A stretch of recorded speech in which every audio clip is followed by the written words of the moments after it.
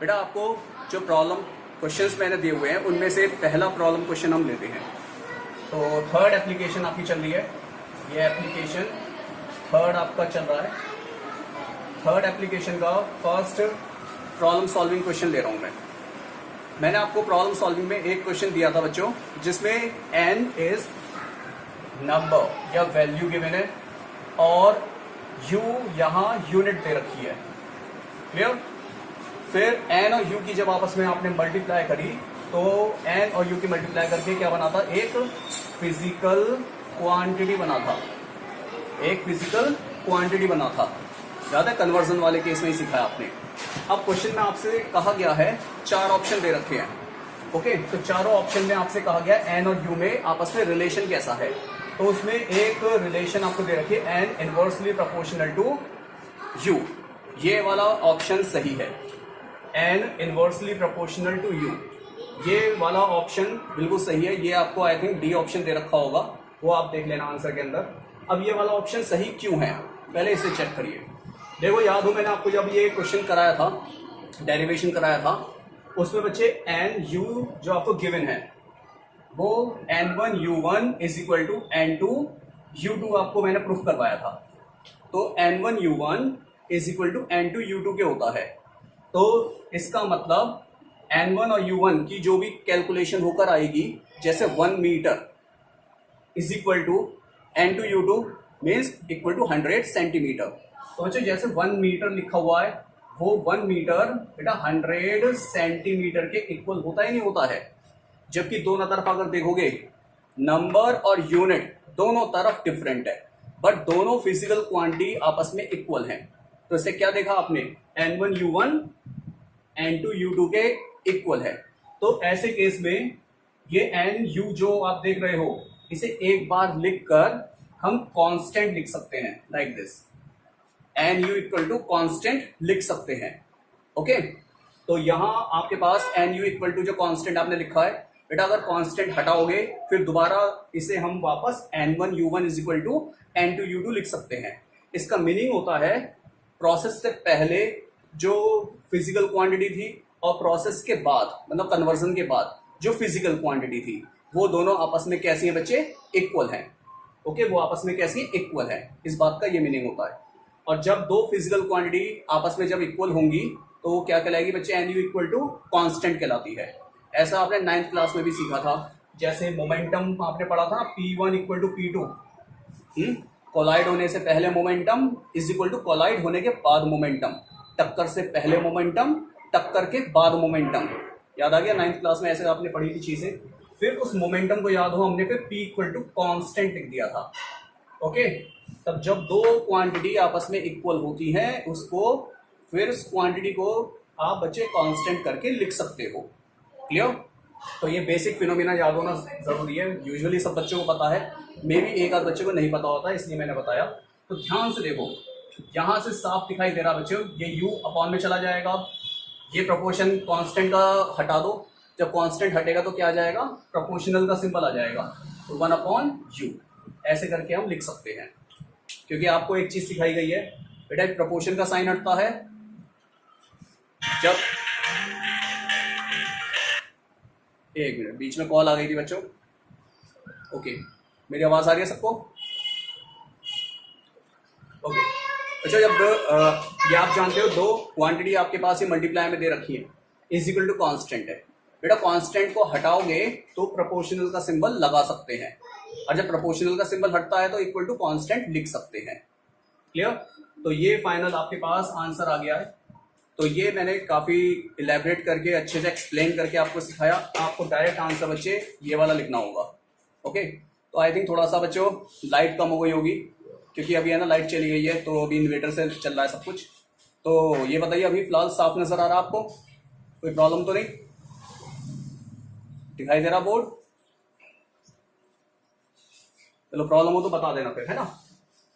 चलिए next question पर आते हैं हम। बेटा थर्ड एप्लीकेशन में एक क्वेश्चन आपको गिवन है, क्वेश्चन नंबर 2। ये प्रॉब्लम क्वेश्चंस मैंने आपको ये दे रखे थे, सॉल्व क्वेश्चन, उनमें से ले रहा हूं। एक क्वेश्चन आपको दिया हुआ है बेटा, 100 डायन फोर्स। आपको क्वेश्चन में दिया हुआ है force F is equal to 100 dyne. बेटा 100 डाइन फोर्स आपको दिया हुआ है।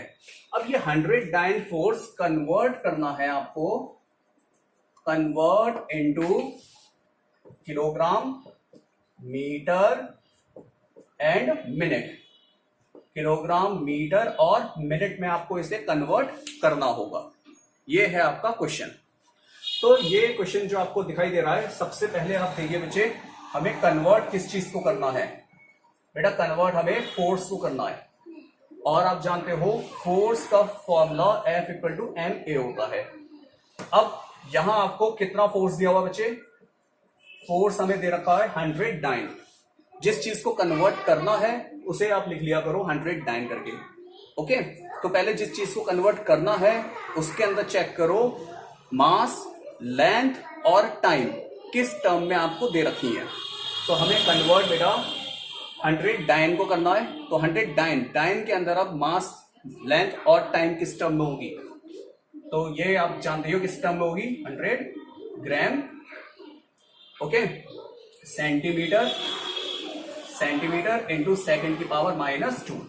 सब बच्चे जानते हैं, जो न्यूटन हो या डाइन हो, सीजीएस में अगर आप इसे ग्राम सेंटीमीटर सेकंड में लिखोगे तो ग्राम सेंटीमीटर सेकंड की पावर -2 लिखा जाएगा। ये कई बार पिछले लेक्चर्स में मैं आपको बता चुका हूं। तो चलिए, ये वो क्वांटिटी है जिसे कन्वर्ट करना है। तो यहां से अब बताइए N1 कितना हुआ? 100, क्योंकि आपको 100 डाइन को कन्वर्ट करना है। तो बेटा N1 कितना होगा? 100। अब A देखते हैं। सब बच्चे जानते हैं A किसकी पावर होती है? मास की। बेटा यहाँ पे मास की पावर कितनी है? 1, और लेंथ की भी पावर कितनी है? 1। तो A इक्वल टू कितना हो गया? 1, और B इक्वल टू भी कितना हो गया? 1, क्योंकि लेंथ की पावर बच्चे कितनी है यहाँ पर? 1 है। और C कितना हो गया? -2। टाइम की पावर यहाँ पर दे रखी है -2। तो चलिए अब हम यहां से M1 चेक करते हैं। पहले आप ये देख लीजिए, हमें कन्वर्ट किस चीज को करना है? हमें बच्चे डाइन को कन्वर्ट करना है बड़ी यूनिट MKS में। तो डाइन के अंदर मास, लेंथ और टाइम किस चीज में दे रखे हैं? वो सब M1, ML1, T1 कहलाएंगे। ये जो वैल्यू आप देख रहे हो डाइन की, ग्राम, सेंटीमीटर, सेकंड, ये सब 1 वाली वैल्यू है। तो ये M1 बनाएगी। तो M1 हो जाएगा 1 ग्राम, क्योंकि डाइन के अंदर मास ग्राम में होता है। L1 इक्वल टू कितना हो जाएगा? 1 सेंटीमीटर, क्योंकि डाइन के अंदर लेंथ सेंटीमीटर में होती है। और बेटा टाइम 1 सेकेंड हो जाएगा। तो ये आपके पास 1 वैल्यूज दे रखी हैं। ओके, अब ये जो वैल्यू आप देख रहे हो सीजीएस वाली डाइन की, अब इस 100 डाइन को आपको कन्वर्ट करना है किलोग्राम, मीटर और सेकंड में कन्वर्ट करना है। तो साफ जाहिर है हमें यहाँ पे M2 दे रखा है। बेटा M2 हमें ऑलरेडी गिवन है केजी में, क्योंकि हमें डाइन को कन्वर्ट करना है किलोग्राम, मीटर, मिनट के अंदर। तो हमें ऑलरेडी M2 की वैल्यू दे रखी है। बेटा M2 कितना दे रखा है इसके अंदर? 1 kg। ये बोला गया है इसमें कन्वर्ट करना है। लेंथ आपको किस में दे रखी है? देखो मीटर में, तो 1 मीटर। और टाइम देखिए आपको 1 मिनट बोला गया है, सेकंड नहीं।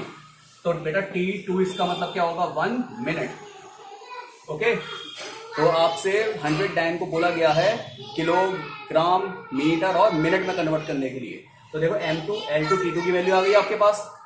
अब फाइनली इन वैल्यूज को आप फॉर्मूले के अंदर पुट कर देना, आपका आंसर आ जाएगा। तो चलिए इन वैल्यूज से बेटा अब हम फॉर्मूले के अंदर पुट करते हैं।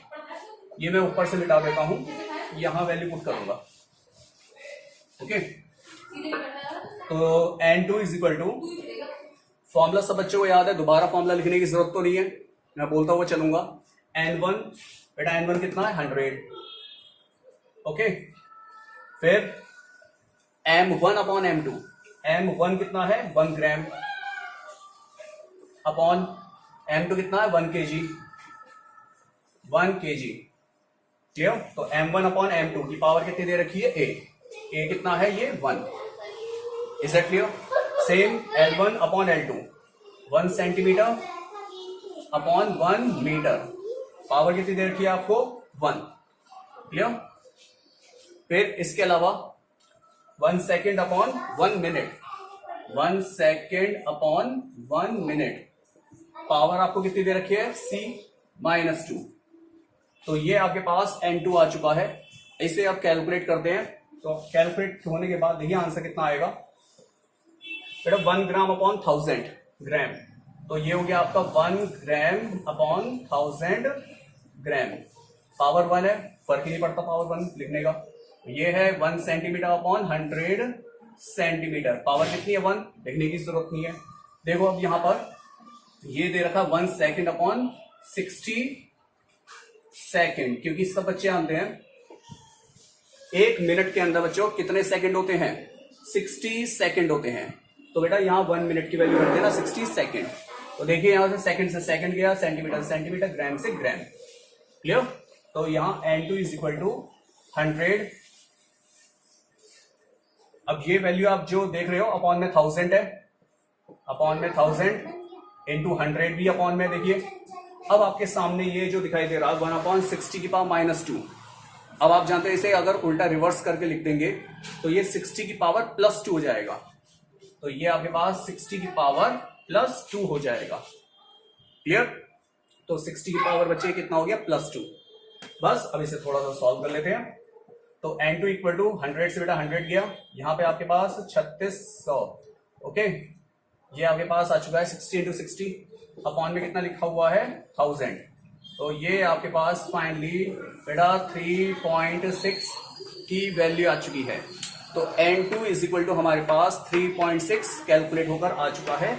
यही हमारा फाइनल आंसर है। तो क्वेश्चन आप देख सकते हो कितना इजी क्वेश्चन था, कोई मुश्किल क्वेश्चन नहीं है। तो इस टाइप के क्वेश्चन की अच्छे से प्रैक्टिस करना बहुत इंपॉर्टेंट क्वेश्चन है। ओके, तो ये आपके मैंने कन्वर्जन वाला टॉपिक आपको बताया। तो कन्वर्जन वाले में ये क्वेश्चन बहुत इंपॉर्टेंट बनते हैं, इनकी अच्छे से प्रैक्टिस करते चलो। चलिए, इसके अलावा इसके अंदर कुछ और भी क्वेश्चन बनते हैं आपके।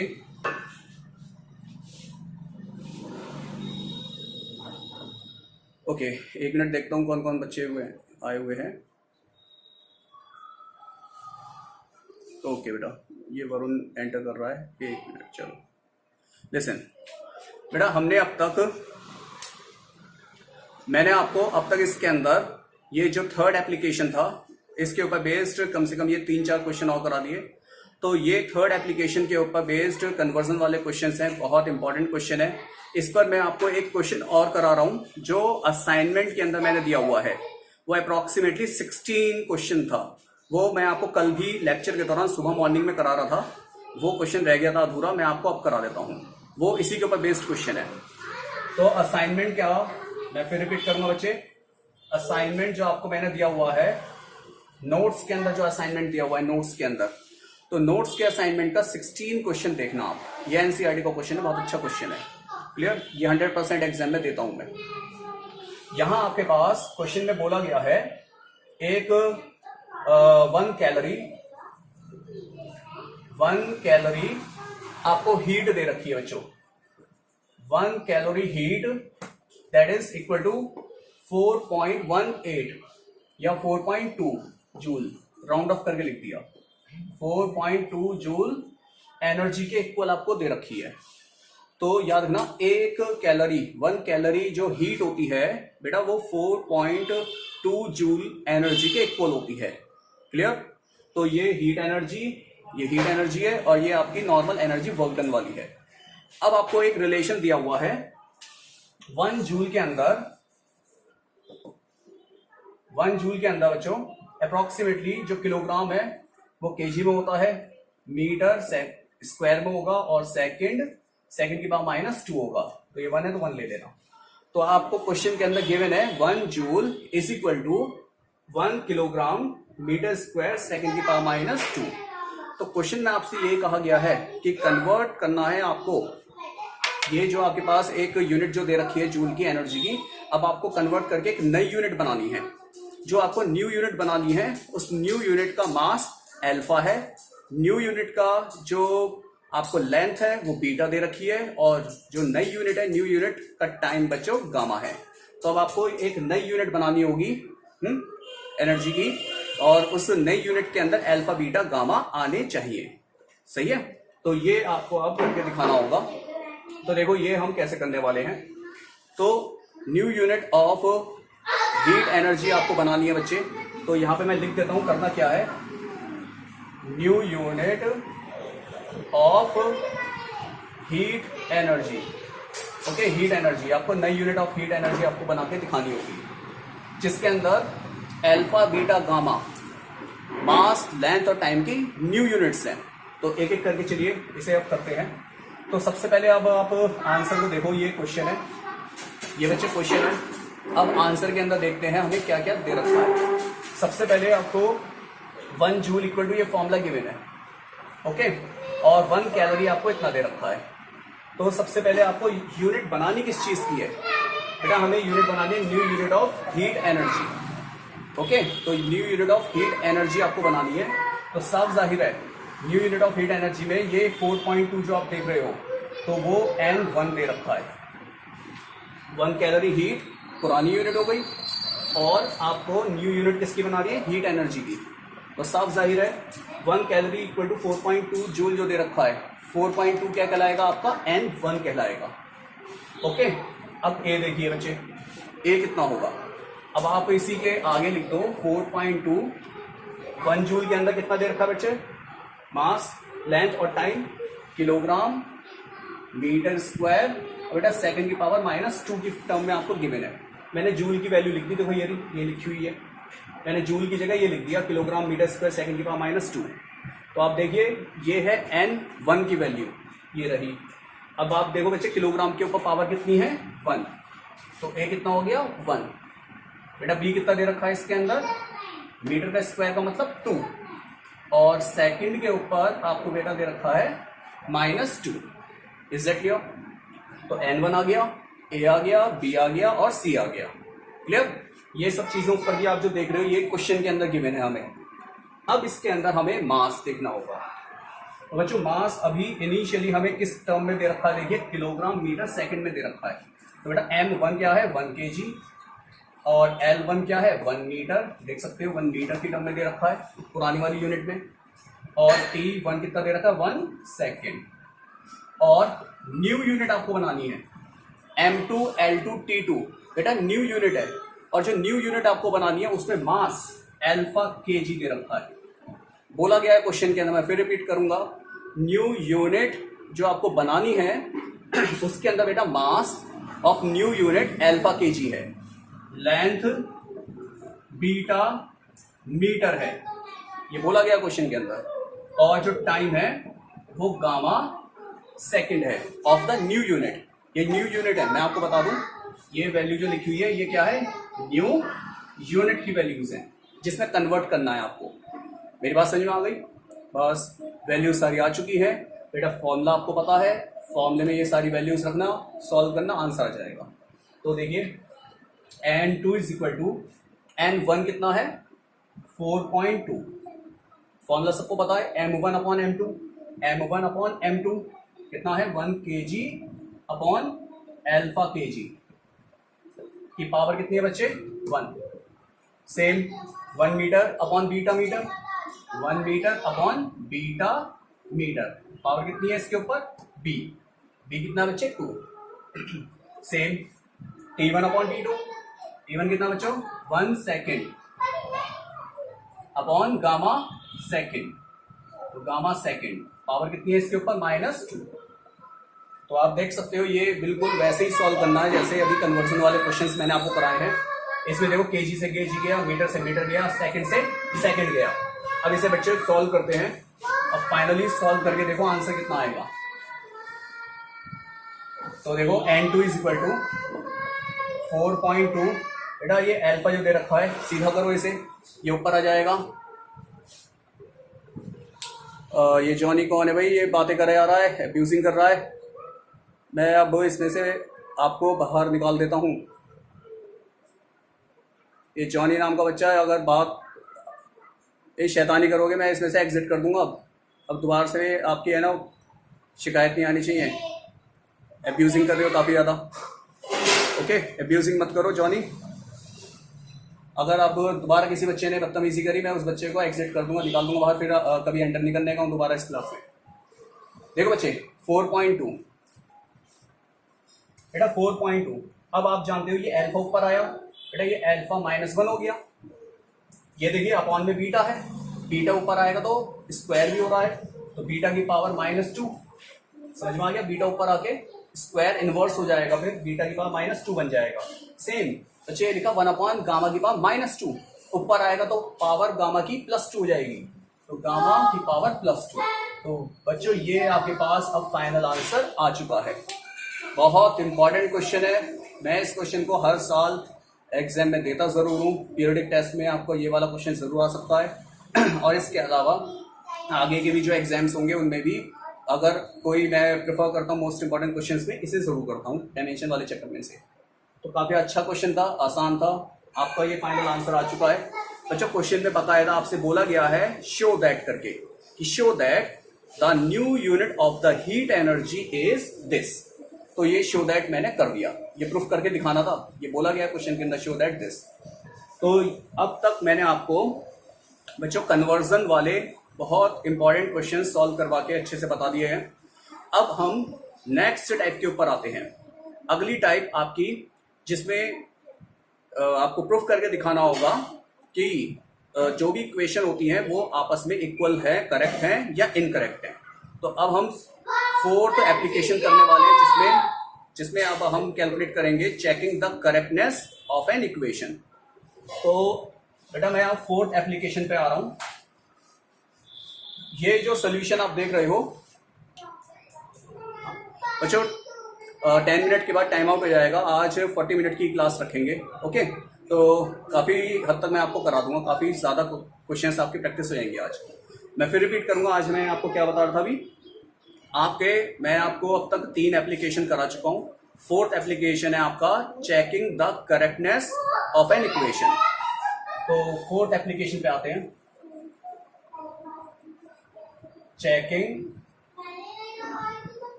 The correctness of an equation.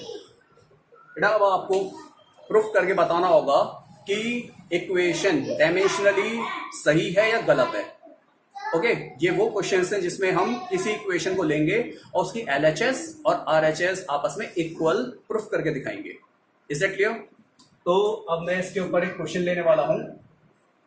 जैसे सपोज करो बेटा आपको एक क्वेश्चन दे रखा है T = 2πL/G इज करेक्ट और नॉट। ये जो आपके सामने इक्वेशन दिखाई दे रही है, ये इक्वेशन भैया सही है या गलत है, इस बात को अब आप प्रूफ करके दिखाओ। तो मैंने अभी आपको बताया था इसे करने का तरीका बेटा LHS लेके चलो और RHS लेके चलो, दोनों अगर आपस में इक्वल आ गई तो ये आंसर, ये इक्वेशन सही होगी। तो सबसे पहले ये आपको बता दूं T माने यहाँ पे क्या है बेटा, टाइम ऑफ पीरियड है, ये टाइम ऑफ पीरियड है। और L का मतलब यहाँ पे आपको लेंथ ऑफ स्ट्रिंग आपको दे रखी है बेटा। आपको G ग्रेविटी एक्सेलरेशन दिया हुआ है, क्वेश्चन के अंदर बोला गया gravity acceleration. Is it clear? थोड़ा सा इलैबोरेट कर देता हूं क्वेश्चन क्या है। ये एक्चुअल में बेटा सिंपल पेंडुलम की इक्वेशन है। सिंपल पेंडुलम आप सब जानते हो, वो पेंडुलम जो अपनी मीन पोजीशन के इधर उधर ऑसिलेट करता है, इसे सिंपल पेंडुलम कहते हैं बेटा। सिंपल पेंडुलम की जो धागे की लंबाई है उसे L से इंडिकेट करा गया है, और ये जो बॉब आप देख रहे हो, ये गोला सा, इस गोले को बॉब कहा जाता है, इसका मास m है और ग्रेविटी g। तो क्वेश्चन के अंदर आपसे पूछा गया ये जो इक्वेशन आपको दे रखे time of period of the oscillation of simple pendulum correct है या इनकरेक्ट है। तो बच्चों इसमें अब आप LHS लेके चलो बेटा। टाइम पीरियड कैपिटल T की डायमेंशन T ही होती है, LHS मैंने लिख दिया। RHS में आप जानते हैं 2π नंबर्स की कोई डायमेंशन नहीं होती, L की डायमेंशन होगी बच्चे L अपॉन में G ग्रेविटी एक्सेलरेशन की डायमेंशन होती है LT-2। Is that clear? LT-2 बेटा, एक L से ये L कट गया, T की पावर -2 ऊपर आएगा तो T की पावर +2 हो जाएगा। तो आप देख सकते थे लेफ्ट हैंड साइड और राइट हैंड साइड आपस में इक्वल नहीं है। तो साफ जाहिर है बच्चों, ये जो इक्वेशन आप देख रहे हो ये इनकरेक्ट है। तो इक्वेशन क्या है? ये इनकरेक्ट इक्वेशन। ओके, ये इक्वेशन करेक्ट नहीं है। अब क्वेश्चन उठता है, यही क्वेश्चन अगर मैं आपसे कहूं भैया करेक्ट करके दिखाओ, तो सेम इसी क्वेश्चन को दोबारा ले रहा हूं मैं। क्लियर? तो अभी अभी आपने क्या प्रूफ करके दिखा दी? इनकरेक्ट। अब इसी क्वेश्चन को करेक्ट प्रूफ करके दिखाऊंगा मैं। तो ये तो हो गया आपका फर्स्ट क्वेश्चन। साइड में इसे ही दोबारा ले रहा हूं बच्चों में सेकंड क्वेश्चन करके। इसमें अब आपको equation t is equal to 2 pi under root L upon g दे रखी है। Same equation, no change. केवल अंतर क्या है इसके अंदर? देखिए अंडर रूट चढ़ा रखा मैंने, एल अपॉन जी के ऊपर अंडर रूट है, जबकि इससे पहले वाली इक्वेशन में अंडर रूट नहीं था। बस यही एक छोटा सा डिफरेंस है इन दोनों इक्वेशन में। अब बेटा सॉल्व करके देख, LHS RHS इक्वल प्रूफ हो जाएगी। ओके, ये करेक्ट इक्वेशन है। चलिए करके देखते हैं। थ्योरी सेम है, क्वेश्चन की लैंग्वेज सेम है इसमें। चलिए इसे अब सॉल्व करते हैं। Answer capital T time of period है, टाइम ऑफ पीरियड की डायमेंशन बेटा कैपिटल टी ही रहेगी। 2 पाई नंबर है, नंबर्स की कोई डायमेंशन नहीं होती। एल, अब जानते हो एल की डायमेंशन कितनी होगी? 1/2। अपॉन में बच्चे स्मॉल जी लिखा हुआ है, स्मॉल जी की डायमेंशन एल टी माइनस 2 की होल पावर हाफ हो जाएगी, क्योंकि बच्चे ये अंडर रूट बेटा एल के ऊपर भी है और जी के ऊपर भी है, और अंडर रूट को पावर हाफ करके लिखते हैं, सब बच्चे जानते हैं। Is it clear? तो ये तो LHS बच्चे ऐसे की ऐसी रहेगा, इसे मत छेड़ना। RHS में यहाँ आपके पास एल की पावर हाफ है और यहाँ अपॉन में ये एल के ऊपर पावर हाफ, और बेटा टी की पावर -2 पे भी पावर हाफ करोगे, टी की पावर -1 रह जाएगा। तो एल की पावर ये कितना हो गया? हाफ, और ये वाली कितनी बची? टी की पावर -1 बची। ये हाफ दोनों के ऊपर जाएगा, क्योंकि अब देखो एल की पावर हाफ से एल की पावर हाफ कट गया, ये टी की पावर -1 बची, ऊपर आ जाएगा। ध्यान से देखो, LHS और RHS आपस में इक्वल प्रूफ हो गई। तो इससे साफ जाहिर है ये इक्वेशन जो आपको गिवन है ये करेक्ट इक्वेशन है। Is it clear? तो ये क्या है आपका? Correct equation, correct equation. तो अभी मैंने एक ही क्वेश्चन आपका लिया और उस एक ही क्वेश्चन के द्वारा आपको प्रूफ करके बताया करेक्ट इक्वेशन और इनकरेक्ट इक्वेशन। तो आपको अब समझ में आ गया होगा checking the correctness of an equation. ये जो फोर्थ एप्लीकेशन आप कर रहे हो, इसके क्वेश्चन बच्चे अटेम्प्ट करने कैसे हैं। क्लियर? अब कोई भी इक्वेशन आपके दिमाग में आए, जो भी मैथमेटिकल इक्वेशन, जो भी मैथमेटिकल फॉर्मूला आपके पास है, उसको आप करेक्ट या इनकरेक्ट डायमेंशनली प्रूफ कर सकते हो। और भी क्वेश्चन लेते हैं। चलिए, ये फोर्थ एप्लीकेशन ही कंटिन्यू कर रहा हूं मैं, बहुत सारे क्वेश्चन है इसके। देखो इसी के ऊपर बेटा सेकंड क्वेश्चन, थर्ड क्वेश्चन ले रहे हैं। 2 क्वेश्चन हो गए ना वाले। आपको एक फोर्स का फॉर्मूला दे रखा है mv²/r²। ये फोर्स का फॉर्मूला आपको जो दिखाई दे रहा है, अब आपको बताना होगा ये करेक्ट है या इनकरेक्ट है। कई बच्चे जानते हैं ये फॉर्मूला कुछ हद तक सेंट्रीपिटल फोर्स से मिलता जुलता है, लेकिन ये सेंट्रीपिटल फोर्स का फॉर्मूला नहीं है। क्यों? क्योंकि बेटा centripetal force mv² okay upon mv²/r होता है। तो ये तो mv²/r² है। तो ये सेंट्रीपिटल फोर्स का फॉर्मूला नहीं है, क्योंकि यहाँ पे r का स्क्वायर हो रखा है। तो क्वेश्चन यही है, दिस इक्वेशन इज करेक्ट और नॉट। तो अब आप पहले इसे चेक करते हैं ये इक्वेशन सही है या गलत है। मैंने आपको अभी बताया था तरीका, LHS और RHS लेके चलो। तो बच्चे LHS RHS के लिए चाहे तो पहले LHS लिख दो। LHS आप जानते कितना है? फोर्स है, फोर्स की डायमेंशन सब जानते हैं, ml t-2 होती है। ये तो बच्चे LHS हो गई। चलिए RHS अलग प्रूफ कर देता हूं। जब कोई फॉर्मूले या इक्वेशन के अंदर बेटा डायमेंशन थोड़ी बड़ी हो जाती है, तो LHS और RHS को अलग अलग प्रूफ कर लिया करो, फिर देख लिया करो LHS और RHS इक्वल है या अनइक्वल है। तो देखो राइट साइड को लेके चल रहा हूं, mv²/r²। डायमेंशन इसकी पुट करते हैं हम। बेटा मास की तो m हो गई, वेलोसिटी की जानते ही हो आप, LT-1 का whole square upon L²। Okay, ये आपके पास जो इक्वेशन है इसे फर्दर सॉल्व करो। बेटा एल के स्क्वायर है, देखो एल स्क्वायर से एल स्क्वायर कट जाएगा। ओके, मैं दिखा देता हूं, ये स्क्वायर एल पे है, t-2 अपॉन एल स्क्वायर। अब आप जानते हैं एल स्क्वायर से एल स्क्वायर कट गया, तो क्या बचा आपके पास mt-2। तो अब आप देख सकते हो RHS की वैल्यू और LHS की वैल्यू इक्वल नहीं है, तो ये इक्वेशन क्या है बच्चे, इनकरेक्ट है। तो आप लिख सकते हो LHS does not equal to RHS, so incorrect equation, incorrect, clear। तो